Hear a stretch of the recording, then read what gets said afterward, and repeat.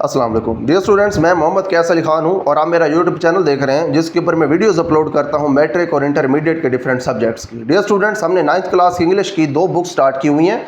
एक बुक हमारे पास है इंग्लिश ग्रामर एंड कंपोजिशन की बुक और दूसरी हमारे पास है इंग्लिश की टेक्स्ट बुक, जो कि दोनों Punjab curriculum and text book board की तरफ से रिकमेंडेड है।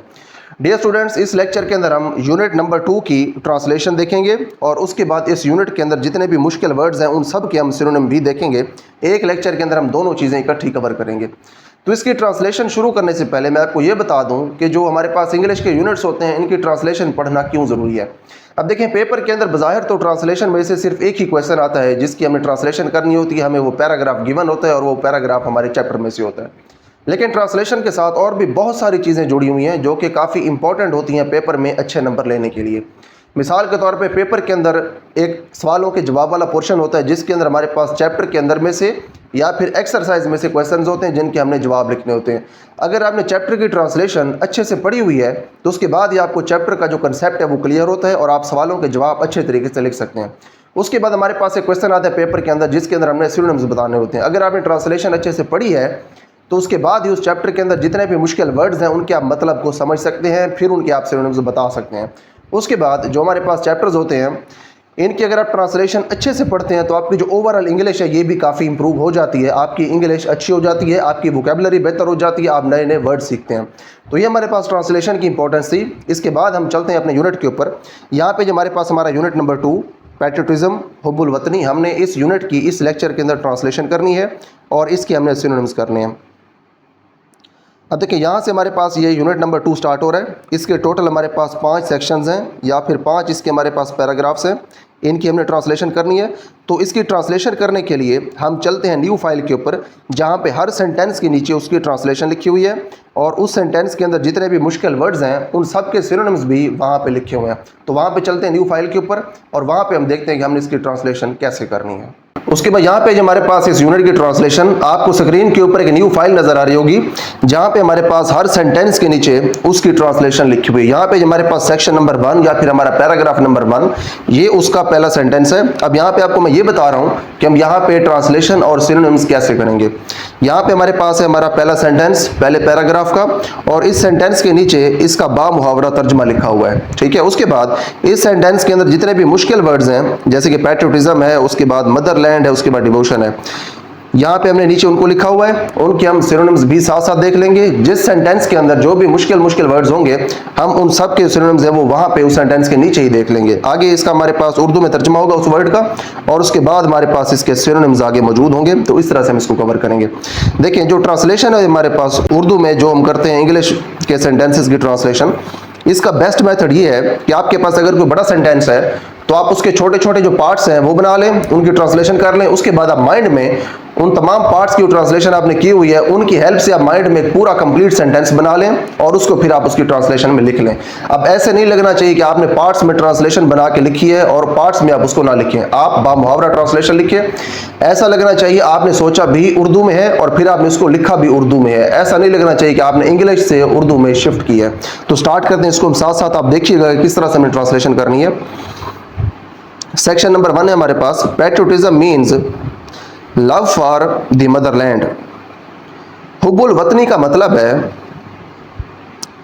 मुल्क से मोहब्बत करना, ठीक है, या फिर वतन से मोहब्बत करना, और या फिर डिवोशन टू वंस कंट्री या फिर अपने मुल्क से वफादारी। हुब्बुल वतनी का मतलब है अपने वतन से मोहब्बत, ठीक है, लव फॉर द मदरलैंड, और डिवोशन टू वंस कंट्री या फिर अपने मुल्क से वफादारी। अब ये तो हमने पार्ट्स के अंदर इसकी ट्रांसलेशन की। इन सब पार्ट्स की ट्रांसलेशन है इसको हमने कंबाइन करके एक फिक्रे की फॉर्म में, ठीक है, या फिर एक सेंटेंस की उर्दू सेंटेंस की फॉर्म में हमने इसको यहाँ पे लिख दिया, ठीक है। वतन से मोहब्बत या अपने मुल्क से वफादारी को हुब्बुल वतनी कहा जाता है, ठीक है। यहाँ पे तो ये लिखा हुआ है ना कि हुब्बुल वतनी का मतलब है अपने मुल्क से मोहब्बत या फिर अपने वतन से मोहब्बत या फिर मुल्क से वफादारी। तो देखिए, ये टूटी फूटी हुई ट्रांसलेशन लग रही है। जैसे जिस तरतीब के अंदर यहाँ पे वर्ड्स लिखे हुए हैं अगर आप इसी तरतीब के अंदर उर्दू में इनकी ट्रांसलेशन कर दें तो टूटी फूटी हुई ट्रांसलेशन लगेगी, वो ज़्यादा अच्छी ट्रांसलेशन नहीं होगी। तो जो इसका मतलब या जो इसका प्रॉपर सेंटेंस उर्दू में बन सकता है आपने वो लिखना है, जैसे कि यहाँ पे हमने लिखा है, ठीक है। वतन से मोहब्बत या अपने मुल्क से वफादारी को हुब्बुल वतनी कहा जाता है। उसके बाद इसके अंदर जो मुश्किल वर्ड्स हैं उनके हमने यहाँ पे सिनोनिम्स देखने हैं। पैट्रियोटिज्म है हमारे पास हुब्बुल वतनी, ठीक है, ये इसका उर्दू में मतलब है। उसके बाद जो पैट्रियोटिज्म है इसको आप कह सकते हैं लव फॉर कंट्री या फिर नेशनलिज्म, ठीक है, ये इसके सिनोनिम्स हैं। उसके बाद हमारे पास मदरलैंड, वतन, नेटिव लैंड या फिर होमलैंड, ये इसके सिनोनिम्स हैं। उसके बाद हमारे पास वर्ड है डिवोशन, वफादारी, लॉयल्टी या फिर डेडिकेशन, ये इसके सिनोनिम्स हैं। उसके बाद नेक्स्ट हमारे पास सेंटेंस है, a patriot loves his country, एक मुहिब वतन अपने मुल्क से प्यार करता है, and is willing to sacrifice, और कुर्बानी देने के लिए तैयार रहता है, ठीक है, विलिंग है, तैयार है। व्हेन द नीड अराइजेज, जब ज़रूरत पड़ती है, ठीक है। अब ये तीन पार्ट्स हैं जिनकी हमने यहाँ पे ट्रांसलेशन की। एक मुहिब वतन अपने मुल्क से प्यार करता है और कुर्बानी देने के लिए तैयार रहता है या कुर्बानी देना चाहता है, व्हेन द नीड अराइजेज, जब ज़रूरत पड़ती है। इन तीन पार्ट्स की जो ट्रांसलेशन इसको हमने कंबाइन करके अब एक ही सेंटेंस में यहाँ पे नीचे लिखा है, एक मुहिब वतन अपने मुल्क से मोहब्बत करता है और ज़रूरत पड़ने पर कुर्बानी देने के लिए तैयार होता है। अब देखिए यहाँ पे ये लिखा हुआ and is willing to sacrifice, और कुर्बानी देने के लिए तैयार रहता है। और उसके बाद अगला कौन सा पार्ट है, व्हेन द नीड अराइजेज, जब ज़रूरत पड़ती है। देखिए ये पार्ट यहाँ पे पहले है और ज़रूरत वाला जो पार्ट है ये है आखिर पे, लेकिन यहाँ पे जो ज़रूरत वाला पार्ट है वो हमने पहले लिख दिया और सेक्रीफाइस, कुर्बानी वाला पार्ट जो है ये हमने बाद में लिख दिया। ऐसा ही करना है।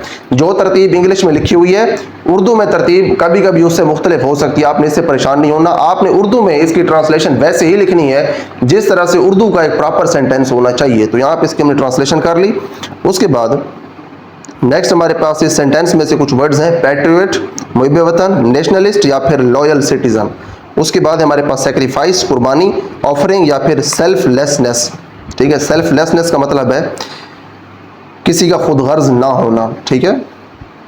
उसके बाद नेक्स्ट हमारे पास है एक और सेंटेंस, द वर्ड पैट्रियट, जो लफ्ज़ है मुहिब वतन, कम्स फ्रॉम, आता है, कहाँ से आता है, फ्रॉम द लैटिन वर्ड पैट्रियोटा, जो लातीनी ज़बान का लफ्ज़ है पैट्रियोटा, ये वहाँ से आता है, विच मीन्स कंट्रीमैन, जिसका मतलब है हम वतन, एक ही मुल्क में रहने वाले। मुहिब वतन का लफ्ज़ लातीनी ज़बान के लफ्ज़ पैट्रियोटा से आता है या उससे आया है, जिसका मतलब है हम वतन, ठीक है। पैट्रियोट होता है मुहिब वतन, कंट्रीमैन या फिर नेशनलिस्ट। उसके बाद है कंट्रीमैन हम वतन, फेलो सिटीजन या फिर नेटिव, जो कि वहाँ का रिहायशी हो, उसको हम कहते हैं कंट्रीमैन। उसके बाद नेक्स्ट है हमारे पास सेंटेंस, इट इज़ कंसिडर्ड, ये जाना जाता है या ये समझा जाता है, इसके बारे में समझा जाता है, ए कमेंडेबल क्वालिटी, एक काबिल तहसीन खूबी, ऐसी खूबी जिसकी तारीफ़ की जाए, ये एक काबिल तहसीन खूबी समझी जाती है। क्या काबिल तहसीन खूबी समझी जाती है, किसी का मुहिब वतन होना, ठीक है, जिसको काबिल तहसीन खूबी समझा जाता है। सिनोनिम्स हमारे पास इसके कमेंडेबल है पहला वर्ड, ठीक है, यहाँ पे है कमेंडेबल, काबिल तहसीन, एडमायरेबल या फिर प्रेज वर्दी, ऐसा जिसकी तारीफ़ की जानी चाहिए। प्रेज वर्दी होता है काबिल तारीफ़, तारीफ़ के काबिल। उसके बाद नेक्स्ट हमारे पास वर्ड है क्वालिटी, खूबी, ट्रेट या फिर कैरेक्टरिस्टिक, इन दोनों का भी यही मतलब है। उसके बाद नेक्स्ट हमारे पास हमारा सेक्शन नंबर 2 या फिर पैराग्राफ नंबर 2 हमारे चैप्टर का, patriotism gives people the strength. अब जो हुब्बुल वतनी है ये लोगों को ताकत देती है, एंड करेज और हौसला देती है। किस लिए देती है, टू सेफ गार्ड, हिफाजत करने के लिए, द इंटरेस्ट्स, मफादात की हिफाजत करने के लिए, ऑफ द कंट्री, मुल्क के, एंड नेशन और कौम के, ठीक है। जो हुब्बुल वतनी है ये लोगों को ताकत और हौसला देती है कि वो अपने मुल्क और कौम के जो मफादात हैं उनकी हिफाजत करें, ठीक है। तो यहाँ पे प्रॉपर इसकी ट्रांसलेशन नीचे लिखी हुई है, हुब्बुल वतनी लोगों को अपने मुल्क और कौम के मफादात की हिफाजत के लिए कुव्वत और हौसला फराहम करती है, ठीक है जी। नेक्स्ट हमारे पास है स्ट्रेंथ, कुव्वत, पावर, एनर्जी, करेज हमारे पास होता है हौसला, और इसके सिनोनिम्स हैं ब्रेवरी या फिर वेलर। उसके बाद सेफ गार्ड होता है हिफाजत करना, इसके सिनोनिम्स हैं प्रोटेक्ट या फिर डिफेंड। उसके बाद हमारे पास वर्ड है इंटरेस्ट्स, मफादात, बेनिफिट्स या फिर कंसर्न्स, ठीक है, ये इसके सिनोनिम्स हैं। उसके बाद नेक्स्ट हमारे पास सेंटेंस है फॉर ए पैट्रियट, एक मुहिब वतन के लिए, दी सॉवरेनिटी, खुद मुख्तारी, इंटेग्रिटी, सालमियत, ठीक है। इंटेग्रिटी का मतलब है किसी चीज़ का इकट्ठे रहना और बिल्कुल ठीक हालत में रहना, सालमियत, and honour of the country, और मुल्क की इज़्ज़त, आर ऑफ सुप्रीम वैल्यूज़, ये आला अक़दार हैं, ठीक है, सुप्रीम वैल्यूज़ आला अक़दार हैं, ऑन विच, जिनके ऊपर no compromise can be made, कोई समझौता नहीं किया जा सकता, ठीक है, कंप्रोमाइज़ होता है समझौता। यहाँ पे हमारे पास इसकी ट्रांसलेशन है, एक मुहिब वतन के लिए मुल्क की खुद मुख्तारी, सालमियत और इज़्ज़त आला इक़दार हैं, ठीक है, ये सारी आला इक़दार हैं जिन पर कोई समझौता नहीं किया जा सकता। हमारे पास इसके मुश्किल वर्ड्स के यहाँ पे सिनोनिम्स हैं। सॉवरेनिटी होती है खुद मुख्तारी, ऑटोनॉमी या फिर इंडिपेंडेंस, आज़ादी। उसके बाद हमारे पास इंटेग्रिटी, सालमियत, यूनिटी या फिर होलनेस। होलनेस होता है मुकम्मल होना किसी चीज़ का। फॉर एग्जांपल किसी चीज़ के डिफरेंट पार्ट्स हैं, वो सारे पार्ट्स अगर इकट्ठे हैं तो हम कहते हैं कि ये चीज़ इंटीग्रेटेड है और ये चीज़ सालमियत है इसके अंदर, या फिर यूनिटी है, इत्तेहाद है इसमें, होलनेस है, मुकम्मल है। ऑनर होता है इज़्ज़त, डिग्निटी या फिर रिस्पेक्ट। उसके बाद नेक्स्ट हमारे पास वर्ड है कंप्रोमाइज़, समझौता, कंसेशन, कोई रियायत दे देना, एग्रीमेंट कर लेना, ठीक है। और उसके बाद नेक्स्ट हमारे पास है सेंटेंस, पैट्रियट्स, जो मुहिब वतन लोग होते हैं वो क्या करते हैं, रेंडर देते हैं, ग्रेट सेक्रीफाइस, अजीम कुर्बानी, फॉर दी प्रिजर्वेशन, तहफ़्फ़ुज़ के लिए, एंड प्रोटेक्शन, प्रिजर्वेशन होता है बका के लिए, एंड प्रोटेक्शन तहफ़्फ़ुज़ के लिए, ऑफ दीज वैल्यूज़, इन अक़दार के। मुहिब वतन इन अक़दार के तहफ़्फ़ुज़ और बका के लिए अजीम कुर्बानियाँ देते हैं, ठीक है। यहाँ पे देखें प्रिजर्वेशन जो है ये पहले आया है, तो आप बका का जो वर्ड है ये पहले लिखेंगे, एंड प्रोटेक्शन जो हिफाजत है, तहफ़्फ़ुज़ है, ये बाद में आए तो आप इसको लिखेंगे बाद में, ठीक है। बका आपने पहले लिखना है और तहफ़्फ़ुज़ जो है ये आपने बाद में लिखना है, क्योंकि बका जो है ये मतलब है प्रिजर्वेशन का, बाकी रहना किसी चीज़ का, और उसके बाद जो प्रोटेक्शन है ये होता है तहफ़्फ़ुज़, प्रोटेक्ट करना किसी चीज़ को, ये बाद में आए तो आप इसको यहाँ पे बाद में लिखना है तहफ़्फ़ुज़ को, ये ठीक कर लीजिएगा। उसके बाद नेक्स्ट हमारे पास इस सेंटेंस के अंदर कुछ मुश्किल वर्ड्स थे, उनके यहाँ पे सिनोनिम्स हैं। रेंडर होता है देना, ठीक है, गिव या फिर ऑफर। उसके बाद नेक्स्ट होता है हमारे पास सेक्रीफाइस, इसका मतलब है कुर्बानी, ऑफरिंग या फिर लॉस। उसके बाद है प्रिजर्वेशन, तहफ़्फ़ुज़, इसके लिए वर्ड हमारे पास होता है कंजर्वेशन, ठीक, कंजर्वेशन भी वही है, तहफ़्फ़ुज़ करना। और उसके बाद है कीपिंग, रखना। प्रोटेक्शन होता है हिफाजत, डिफेंस या फिर शील्डिंग, ठीक है, शील्ड कर लेना या फिर किसी को डिफेंड करना, उसका दिफा करना, तहफ़्फ़ुज़ करना। वैल्यूज़ होती हैं अक़दार, प्रिंसिपल्स, असूल या फिर आइडियल्स, ठीक है, ये होते हैं वैल्यूज़ के सिनोनिम्स। उसके बाद नेक्स्ट हमारे पास है हमारा सेक्शन नंबर 3 या फिर हमारा पैराग्राफ नंबर 3, इसको हमने अब देखना है। Quaid-e-Azam Mohammad Ali Jinnah was a nation builder, Quaid-e-Azam Mohammad Ali Jinnah एक अजीम कौम के मामार थे, एंड ग्रेट पैट्रियट, और अजीम मुहिब वतन थे। कायद-ए-आज़म मोहम्मद अली जिन्नाह एक अजीम मुहिब वतन और कौम के मेमार थे, ठीक है। सिनोनिम्स है हमारे पास, नेशन बिल्डर, कौम का मेमार, फाउंडर या फिर लीडर। उसके बाद हमारे पास है पैट्रियट, मुहिब वतन होना, नेशनलिस्ट या फिर डिवोटेड सिटीजन। उसके बाद नेक्स्ट हमारे पास सेंटेंस है, he wanted to protect the values, वो तहफ़्फ़ुज़ चाहते थे किस चीज़ का, दी वैल्यूज़, अक़दार का, कल्चर, सकाफ़त का, एंड ट्रेडिशंस और रवायात का, of the Muslims of the sub continent, बरे सग़ीर के मुसलमानों का, ठीक है, जो बरे सग़ीर के अंदर मुसलमान थे उनकी अक़दार, उनकी सकाफ़त और उसके बाद उनकी जो रवायात थी उनका वो तहफ़्फ़ुज़ चाहते थे। वो बरे सग़ीर के मुसलमानों की अक़दार, सकाफ़त और रवायात का तहफ़्फ़ुज़ चाहते थे, ठीक है। उसके बाद हमारे पास सिनोनिम्स हैं, प्रोटेक्ट होता है तहफ़्फ़ुज़ करना, सेफ गार्ड या फिर प्रिजर्व। उसके बाद होते हैं वैल्यूज़, इक़दार, प्रिंसिपल्स या फिर बिलीफ्स। उसके बाद होता है हमारे पास कल्चर, सकाफ़त को कहते हैं, हेरिटेज, विरासत या फिर सकाफ़त जो कि चलती आ रही है। उसके बाद होता है सिविलाइजेशन, ट्रेडिशंस हमारे पास, रवायात। इसके सिनोनिम्स हमारे पास कस्टम्स या फिर प्रैक्टिसेस, वो काम जो कि किए जाते हों इन्हें हम कहते हैं ट्रेडिशंस या फिर रवायात। उसके बाद नेक्स्ट हमारे पास सेंटेंस है, ही गेव द मुस्लिम्स, उसने मुसलमानों को दिया, कायद-ए-आज़म ने मुसलमानों को दिया, क्या दिया, ए सेंस ऑफ आइडेंटिटी, शनाख्त का एहसास दिया, बाय सिक्योरिंग, हासिल करते हुए या हासिल करके, क्या चीज़ हासिल करके, ए सेपरेट होमलैंड फॉर देम, उनके लिए एक अलहदा वतन, सेपरेट होमलैंड, अलहदा वतन, फॉर देम, उनके लिए। इन्होंने मुसलमानों के लिए एक अलग वतन हासिल करके इन्हें शनाख्त का एहसास दिलाया। उसके बाद नेक्स्ट हमारे पास वर्ड्स हैं इसके, सेंस होता है एहसास, अवेयरनेस या फिर रियलाइजेशन, किसी चीज़ को रियलाइज़ कर लेना, उसका पता चल जाना। आइडेंटिटी होती है शनाख्त, इंडिविजुअलिटी या फिर सेल्फहुड, ठीक है, अपना पता होना। उसके बाद नेक्स्ट हमारे पास सिक्योरिंग, हासिल करना, ऑब्टेनिंग या फिर एक्वायरिंग। उसके बाद हमारे पास होमलैंड, वतन जो है उसको कहते हैं होमलैंड, नेटिव लैंड जहाँ पे आप रहते हैं, या फिर मदरलैंड। उसके बाद नेक्स्ट हमारे पास सेंटेंस है, ही सेड, उन्होंने कहा we must develop a sense of patriotism, हमें हुब्बुल वतनी का एक एहसास पैदा करना चाहिए, विच गैल्वनाइजेज अस ऑल इनटू, जो हम सबको इकट्ठा कर दे। किस चीज़ में? गैल्वनाइज का मतलब होता है मुतहरिक कर दे या इकट्ठा कर दे या कहीं पे ले जाए। कहाँ पे ले जाए? इनटू अ यूनाइटेड, या फिर क्या बना दे हमको वो। Galvanises us all into a united and strong nation, जो कि हम सबको एक मुत्तहिद और मजबूत कौम में तब्दील कर दे। ठीक है, हमारे पास इसकी ट्रांसलेशन है यहाँ पे। इन्होंने फरमाया हमें हुब्बुल वतनी के जज्बे को फ़रोग़ देना चाहिए। ठीक है, we must develop a sense of patriotism, हमें हुब्बुल वतनी के जज्बे को फ़रोग़ देना चाहिए जो हम सबको एक मुत्तहिद और मजबूत कौम में बदल दे। ठीक है जी, यहाँ पे हमारे पास ये जो कोटेशन मार्क्स हैं आपने यहाँ पे एंड पे लगाने हैं। ठीक है, इधर करके लगाने हैं यहाँ पे। ठीक है जी, उसके बाद नेक्स्ट हमारे पास सेंटेंस जो है, इसके मुश्किल वर्ड्स के यहाँ पे सिनोनिम्स हैं। फ़रोग़ देना जो है ये मतलब है डेवलप का, और उसके बाद डेवलप के आगे सिनोनिम्स हैं नर्चर या फिर बिल्ड। ठीक है, परवरिश करना।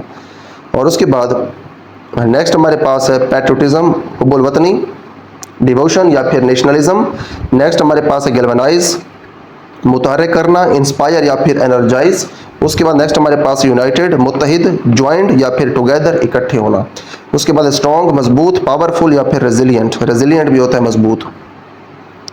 नेक्स्ट हमारे पास है हमारा सेक्शन नंबर 4 या फिर पैराग्राफ नंबर 4, इसको अब देखते हैं।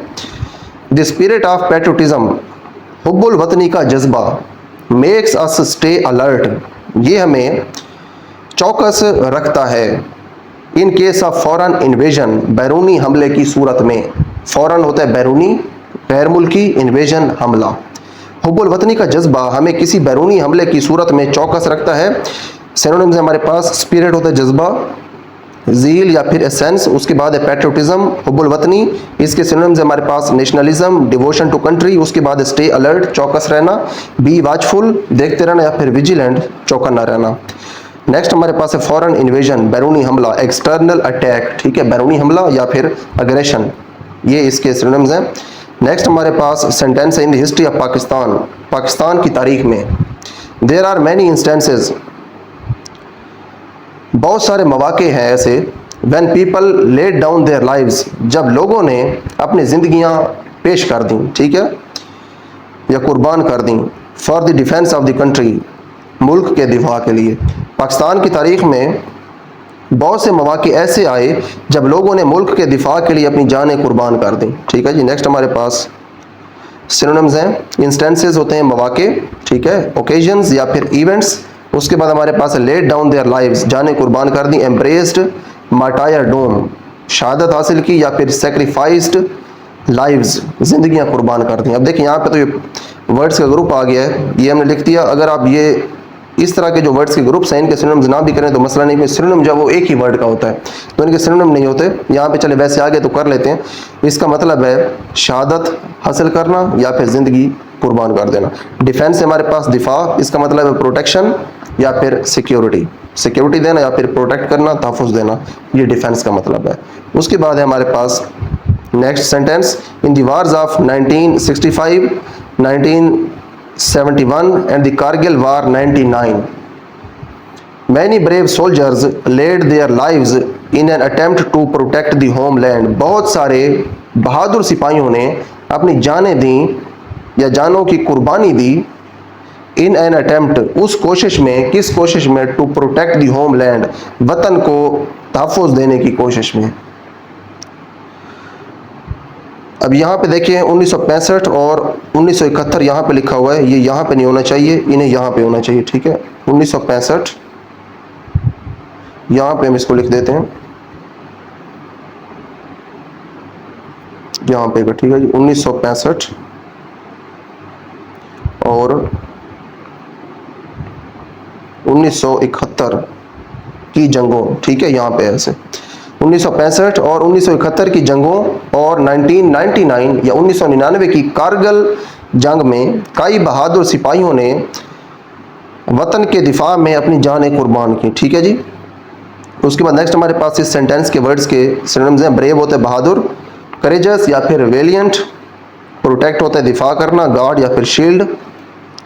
उसके बाद नेक्स्ट हमारे पास है वर्ड होमलैंड, इसके सिनोनिम्स हमारे पास मदरलैंड या फिर नेटिव लैंड।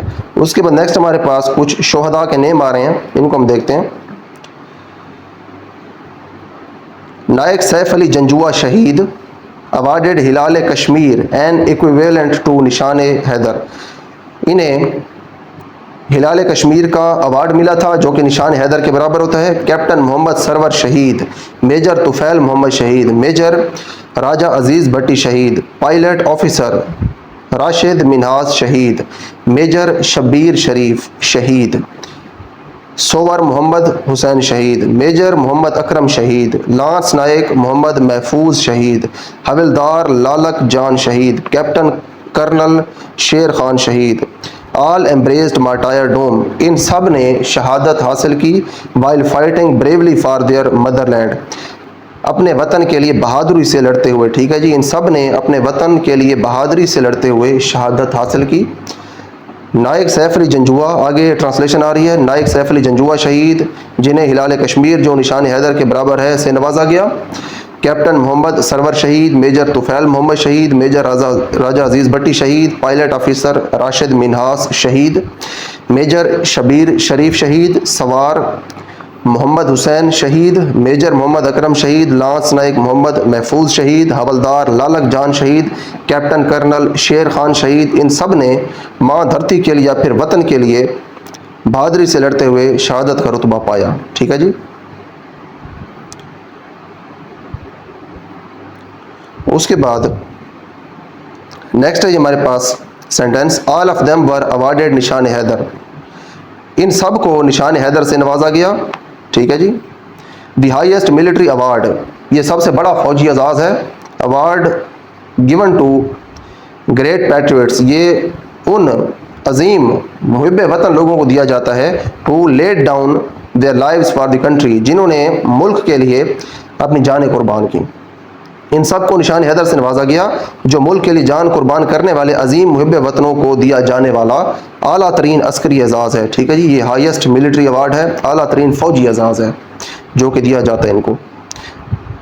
नेक्स्ट है हमारे पास सिनोनिम्स इसके, अवार्डेड नवाजा गया, होम ऑनर्ड, ठीक है ऑनर्ड है, इज़्ज़त से दिया गया, ऑनर्ड ऑनर वैसे कहते हैं इज़्ज़त को। ठीक है, ऑनर करना किसी को इज़्ज़त देना होता है, तो ऑनर्ड नवाजा गया, बेस्टोड, ठीक है इसका भी ये मतलब है नवाजा गया, दिया गया। ग्रेट पैट्रियट्स, अजीम मुहिब वतन, नेशनल हीरोज़ या फिर ब्रेव सिटीजन्स। नेक्स्ट हमारे पास मिलिट्री अवार्ड, अस्करी एजाज़, वार मेडल या फिर मिलिट्री डेकोरेशन, ये हैं जिसके सिनोनिम्स। नेक्स्ट है हमारे पास हमारा सेक्शन नंबर 5 जो कि हमारा लास्ट सेक्शन या फिर लास्ट पैराग्राफ है इस यूनिट का, इसको देखते हैं। पैट्रियोटिज्म, हुब्बुल वतनी, देयरफॉर इसलिए, is not just a feeling, ये सिर्फ एक एहसास नहीं है, rather it is a life spirit, बल्कि ये एक जिंदा रूह है। दैट कंटिन्यूसली इंस्पायर्स, जो कि मुसलसल तहरीक देती है, इंस्पायर करती है, मुतहरिक रखती है, एंड गाइड्स अ नेशन, और रहनुमाई करती है एक कौम की। ठीक है जी, लिहाजा हुब्बुल वतनी महज एक जज्बा नहीं बल्कि एक जिंदा रूह है जो मुसलसल कौम को तहरीक देती और रहनुमाई करती है। ठीक है जी। नेक्स्ट हमारे पास सिनोनिम्स हैं। फीलिंग होता है जज्बा, इसके सिनोनिम्स हैं इमोशन, सेंटिमेंट, लाइफ स्पिरिट होता है जिंदा रूह, एक्टिव फोर्स या फिर डायनामिक एसेंस, इंस्पायर्स तहरीक देती है, इसके सिनोनिम्स हमारे पास मोटिवेट्स या फिर एनकरेजेस, गाइड्स रहनुमाई करती है, डायरेक्ट्स या फिर लीड्स। उसके बाद नेक्स्ट हमारे पास इस यूनिट का लास्ट सेंटेंस है, इसको देखते हैं। In the words of S W. Scott, S W. Scott के अल्फाज में, ठीक है, वो क्या कहता है, a man devoid of patriotic spirit, एक ऐसा आदमी जिसके अंदर हुब्बुल वतनी का जज्बा नहीं है, डिवॉइड कहते हैं खाली होना, कोई चीज़ ना होना किसी चीज़ में, is like the one who, ये उस आदमी की तरह है जो कि क्या है, breathes there the man, कि यहाँ कोई ऐसा शख्स सांस लेता है, कौन सा शख्स, विद सोल सो डेड, जिसकी रूह इतनी मुर्दा हो, who never to himself hath said, जिसने कभी भी अपने आप से ये नहीं कहा या ना कहा हो, दिस इज़ माई ओन, ये मेरा अपना है, माई नेटिव लैंड, या मेरा अपना वतन है ये। ठीक है, जिसने अपने आप से कभी ना कहा हो कि ये मेरा और मेरा अपना वतन है। ठीक है जी। उसके बाद नेक्स्ट हमारे पास इसकी ट्रांसलेशन है इस सेंटेंस की, ये देखते हैं। S.W. स्कॉट के अल्फाज में, एक शख्स जिसके अंदर हुब्बुल वतनी का जज्बा ना हो वो उस शख्स की मानद है। क्या यहाँ कोई ऐसा शख्स है जिसकी रूह इतनी मुर्दा हो, जिसने कभी अपने दिल से ये न कहा हो, अपने दिल से ये ना कहा हो, क्या ना कहा हो, ये मेरा अपना, मेरा मादरे वतन है, ठीक है, मेरा अपना वतन है ये, ठीक है जी। उसके बाद नेक्स्ट हमारे पास इस सेंटेंस के सिनोनिम्स हैं। डिवाइड ऑफ, खाली होना, लैकिंग या फिर विदाउट, किसी चीज़ के बगैर होना। नेक्स्ट हमारे पास वर्ड है सोल, सो डेड, मुर्दा रूह। लाइफलेस स्पिरिट या फिर एम्प्टी हार्ट, खाली दिल। नेटिव लैंड, मादरे वतन, होमलैंड या फिर बर्थ प्लेस, वो जगह जहाँ पे कोई रहता है उसको हम कहते हैं नेटिव लैंड। तो यहाँ पे हमारे पास यूनिट नंबर 2 कंप्लीट हो गया। यहाँ पे इसकी हमने ट्रांसलेशन देख ली और उसके बाद हर सेंटेंस के अंदर जितने भी मुश्किल वर्ड्स थे उन सब के हमने सिनोनिम्स भी देख लिए। तो यहाँ पे हमारे पास इसकी ट्रांसलेशन कंप्लीट हो गई है। इसके बाद अगले लेक्चर के अंदर हम इंशाल्लाह इस यूनिट की एक्सरसाइज को सॉल्व करेंगे।